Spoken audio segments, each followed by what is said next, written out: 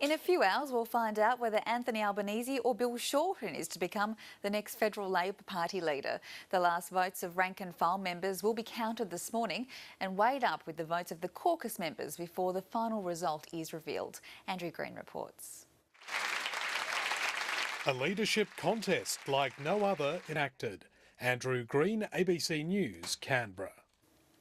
And ABC News 24 will have live coverage of the Labor leadership announcement this afternoon, plus full analysis of the outcome with our political editor Lyndall Curtis. That's coming up at 2 p.m. Eastern Daylight Savings Time on News 24.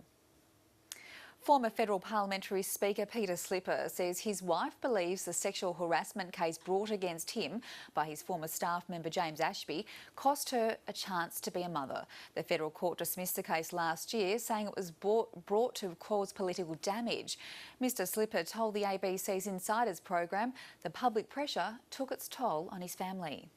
This whole Ashbygate thing has had an incredible impact on both Inga and me, as well as our identity of being a mother, and that's a shocking thing. A man's been charged with the murder of a fruit shop worker in Sydney's West. He was shot in the head when several bullets were fired by two armed men inside the Villawood store yesterday afternoon. One of the alleged offenders was arrested at the scene. The 27-year-old spent the night in police custody and has this morning been charged with the murder and armed robbery in company. A search continues for the second man. A couple in their 20s have been tied up by three armed men during a home robbery in Sydney overnight. Wearing balaclavas and holding a machete and a gun, the men smashed through a glass door of the Dural property around 2 this morning. Police are now hunting the trio, who fled with phones and cash. The couple were unharmed. Queensland police are searching for a man who robbed a 21st birthday party west of Brisbane last night. Officers say the man, armed with a sawn-off shotgun, stormed into a party at the Goodna Bowls Club around 10 o'clock. He assaulted a man and woman with the butt of the gun before stealing money from the bar and running away.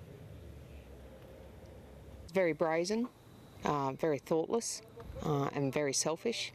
These people have been put through a lot of trauma, and there's some people that may never recover from this type of trauma, you know, being confronted with an armed offender. So it's very, very desperate would be the actions that how I would describe it. It's believed the same man may have tried to rob a nearby convenience store just 20 minutes earlier. At least 5 people have died and 500,000 forced to flee their homes as a powerful cyclone hits the east coast of India. Winds of up to 200 kilometres an hour have cut power and sent trees and debris flying through the air. Cyclone Pylon is expected to remain a very severe storm until it moves inland. It's the biggest cyclone to hit India in years. It's going to be a long and terrifying night. Authorities have now pulled 37 bodies from the waters off the Italian island of Lampedusa, where an asylum seeker boat capsized en route from North Africa. The tragedy comes just a week after 300 were killed in similar circumstances. Huddled on deck, the survivors of this latest tragedy helped onto they had hoped to escape. And records have been broken at the Melbourne Marathon. Athletes took off at 7 a.m. this morning for the 42-kilometre race, which started at Batman Avenue and ended inside the MCG. For some runners, it was their first race since the infamous Boston Marathon bombing last year. The men's competition was won by Kenya's Dominic Dororo, while the women's event was claimed by Melbourne woman Lisa Waitman. Organisers say both winners broke the record times for the event. And now to sport with Sasha Merzbeck in.